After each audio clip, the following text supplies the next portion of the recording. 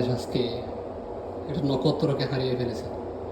বাংলাদেশ আজকে যাকে হারিয়েছে, তিনি আমার আঞ্চলিক ভাষায় তাকে একটা জিনিস সাইমাই পুরি বলে একটা কথা, অর্থাৎ তিনি এমন একজন মানুষ যার পাকনার তলে, যার উমের নিচে সবগুলো দেশের মানুষ, বিরোধী মত, ভিন্ন দল, ভিন্ন মত থেকে শুরু করে সকল প্রকার মানুষ তার কাছে একটা ভালোবাসার চাদরের মতো ছিল। অর্থাৎ সেই চাদরে তিনি সবাইকে আবৃত করে রেখেছেন। বাংলাদেশ একটা শুধু সাবেক প্রধানমন্ত্রীকে হারায়নি, তিনি একজন নারী হিসেবে বাংলাদেশের মানুষকে এটা বুঝিয়েছেন কেমনি ভদ্রতার সহিত কথা বলতে হয়। তার সাথে যদি কম্পেয়ার করার মতো অন্যান্য রাজনীতিবিদরা আমি মিলিয়ে পাই না।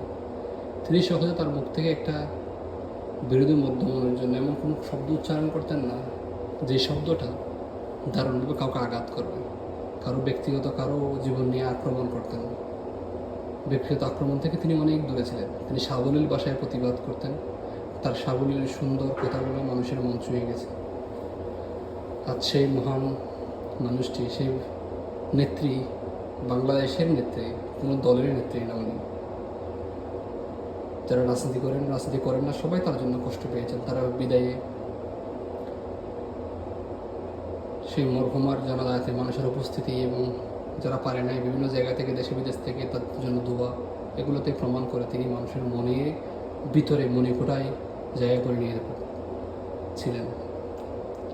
এমন দিনে সেই মানুষটার আত্মার মাগফিরাত কামনা করতেছি। ভালো থাকুক সেই মানুষটি উপরে, ভালো থাকবেন নেত্রী, দেশের নেত্রী, দেশনেত্রী, শুধু বিএনপির না, বেগম খালেদা জিয়া।